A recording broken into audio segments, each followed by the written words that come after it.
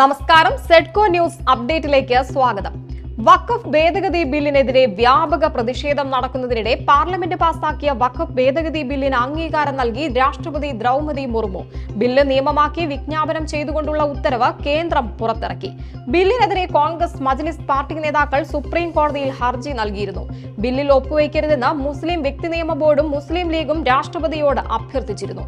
ബില്ലിനെതിരെ കൂടുതൽ രാഷ്ട്രീയ പാർട്ടികൾ സുപ്രീം കോടതിയെ സമീപിക്കാനുള്ള നീക്കത്തിലുമായിരുന്നു. ഇതിനിടയിലാണ് ബില്ലിൽ രാഷ്ട്രപതി ഒപ്പുവെക്കുന്നത്. മുസ്ലിങ്ങൾക്ക് പിന്നാലെ ബിജെപി ഉന്നം വെക്കുന്നത് ക്രൈസ്തവരെയാണെന്ന് AICC general secretary KC. Venugopal MP. മതങ്ങളെ തമ്മിലടിപ്പിച്ച് കേരളം ചിലർക്ക് സോഫ്റ്റ് ടാർഗറ്റ് സംസ്ഥാനമായി മാറ്റാനുള്ള ശ്രമം നടക്കുന്നുവെന്നും കെ.സി. അഭിപ്രായപ്പെട്ടു. ന്യൂനപക്ഷങ്ങൾക്ക് ഭരണഘടന ഉറപ്പു നൽകുന്ന സംരക്ഷണത്തിന്റെ കടക്കൽ കത്തിവെക്കുകയാണ് കേന്ദ്ര സർക്കാർ എന്നും മുസ്ലിങ്ങൾക്ക് പിന്നാലെ ബിജെപി ഉന്നം വെക്കുന്നത് ക്രൈസ്തവരെയാണെന്നും അദ്ദേഹം അഭിപ്രായപ്പെട്ടു. മലപ്പുറം ജില്ലയ്ക്കെതിരായ വിവാദ പരാമർശത്തിൽ SNDP ജനറൽ സെക്രട്ടറി വെള്ളാപ്പള്ളി നടേശനെതിരെ ചോദ്യങ്ങളുമായി KT ജലീൽ MLA. മലപ്പുറം പ്രത്യേക രാജ്യം, ചില പ്രത്യേക ആളുകളുടെ സംസ്ഥാനം എന്ന പ്രസ്താവന ദൂരവ്യാപക പ്രത്യാഘാതങ്ങൾക്ക് വഴിവെക്കാനേറെ സാധ്യതയുണ്ടെന്നും താങ്കൾക്ക് വല്ല ദുരനുഭവങ്ങളും മലപ്പുറത്തുകാരിൽ നിന്ന് ഉണ്ടായിട്ടുണ്ടോ എന്നും മലപ്പുറത്തുകാരെങ്കിലും താങ്കളെ പറ്റിച്ചിട്ടുണ്ടോ എന്നും ജലീൽ ചോദിക്കുന്നു. അതേസമയം ഓന്തിനെ പോലെ നിറം മാറുന്ന വെള്ളാപ്പള്ളിയെ പറ്റി നന്നായി അറിയാമെന്നും മലപ്പുറത്തുകാർക്ക് വെള്ളാപ്പള്ളിയുടെ സർട്ടിഫിക്കറ്റ് ആവശ്യമില്ലെന്നും മലപ്പുറത്തിന്റെ പാരമ്പര്യം പഠിപ്പിക്കേണ്ടതില്ലെന്നും മുസ്ലിം ലീഗ് നേതാവും MLAയുമായ PK ബഷീർ പ്രതികരിച്ചു. മലപ്പുറത്തെക്കുറിച്ച് SNDP യോഗം ജനറൽ സെക്രട്ടറി വെള്ളാപ്പള്ളി നടേശൻ നടത്തിയ പ്രസ്താവനയോടാണ് ഇദ്ദേഹത്തിന്റെ പ്രതികരണം. ആശാസമരത്തെ ഒറ്റുകൊടുത്തുവെന്ന സമരസമിതിയുടെ ആരോപണത്തിൽ INTUC president R. Chandrasekharan KPCC പ്രസിഡന്റിനെ നേരിട്ട് കണ്ട് വിശദീകരണം നൽകി. സമരം തീർക്കാൻ കമ്മീഷനെ വെക്കണമെന്ന നിർദ്ദേശം ചർച്ചയിൽ താൻ ഉന്നയിച്ചിട്ടില്ലെന്നാണ് വാദം. K. സുധാകരനും VD സതീശനും INTUC നിലപാട് തള്ളിയതോടെയായിരുന്നു കൂടിക്കാഴ്ച.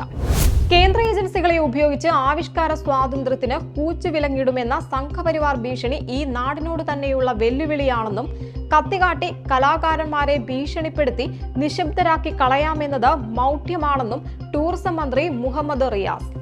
സിനിമയുടെ നിർമ്മാതാക്കളിൽ ഒരാളായ ഗോകുലം ഗോപാലിന്റെ ഓഫീസുകളിലും വീട്ടിലുമുള്ള ED റെയ്ഡിനും ചോദ്യം ചെയ്യലിനും ശേഷം സംവിധായകൻ പൃഥ്വിരാജിന് ആദായനികുതി വകുപ്പ് നോട്ടീസ് അയച്ച സംഭവത്തിൽ പ്രതികരിക്കുകയായിരുന്നു മന്ത്രി.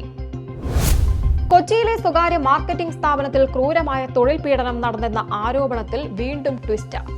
കഴുത്തിൽ ബെൽറ്റ് ധരിപ്പിച്ച് പട്ടിയെപ്പോലെ യുവാവിനെ നടത്തിക്കുന്ന ദൃശ്യങ്ങളാണ് തൊഴിൽ പീഡനമെന്ന ആരോപണത്തോടെ പുറത്തുവന്നത്. എന്നാൽ ഉണ്ടായത് തൊഴിൽ പീഡനമല്ലെന്നാണ് ദൃശ്യങ്ങളിൽ കാണുന്ന യുവാവ് പോലീസിനും തൊഴിൽ വകുപ്പിനും നൽകിയ പ്രാഥമിക മൊഴി. ആദിവാസി യുവാവ് ഗോകുലിനെ കൽപ്പറ്റ പോലീസ് സ്റ്റേഷനിൽ മരിച്ച നിലയിൽ കണ്ടെത്തിയ സംഭവത്തിൽ നടപടി. കൽപ്പറ്റ പോലീസ് സ്റ്റേഷനിൽ ഉണ്ടായിരുന്ന 2 പോലീസ് ഉദ്യോഗസ്ഥരെ സസ്പെൻഡ് ചെയ്തു. സ്റ്റേഷനിൽ GD ചാർജ് ഉണ്ടായിരുന്ന പോലീസ് ഉദ്യോഗസ്ഥ ദീപയെയും പാറാവ് നിന്ന ശ്രീജിത്തിനെയുമാണ് സസ്പെൻഡ് ചെയ്തത്. കണ്ണൂർ റേഞ്ച് DIGയാണ് 2 പോലീസുകാർക്കെതിരെ നടപടി സ്വീകരിച്ചത്. വിവിധ സേവനങ്ങൾക്കുള്ള തുക ഡിജിറ്റലായി അടയ്ക്കാൻ കഴിയുന്ന സംവിധാനം സർക്കാർ ആശുപത്രികളിൽ സജ്ജമാക്കിയതായി ആരോഗ്യവകുപ്പ് മന്ത്രി വീണ ജോർജ്. ആദ്യഘട്ടത്തിൽ 313 ആശുപത്രികളിലാണ് ഈ സൗകര്യം ഒരുക്കിയിട്ടുള്ളത്. ബാക്കിയുള്ള ആശുപത്രികളിൽ കൂടി ഈ സംവിധാനം 1 മാസത്തിനകം സജ്ജമാക്കാനുള്ള നടപടികൾ പുരോഗമിക്കുകയാണെന്നും മന്ത്രി അറിയിച്ചു. ഇൻഡിഗോ വിമാനത്തിലെ ജീവനക്കാരി 5 വയസ്സുള്ള കുട്ടിയുടെ സ്വർണ്ണമാല മോഷ്ടിച്ചെന്ന് പരാതി. കുട്ടിയുടെ അമ്മയാണ് പോലീസിൽ പരാതി നൽകിയത്. പരാതിയെക്കുറിച്ച് അറിഞ്ഞെന്നും നിയമ നടപടികളുമായി ബന്ധപ്പെട്ട് പൂർണ്ണ പിന്തുണയും സഹകരണവും നൽകുമെന്നും ഇൻഡിഗോ പ്രസ്താവനയിലൂടെ അറിയിച്ചു.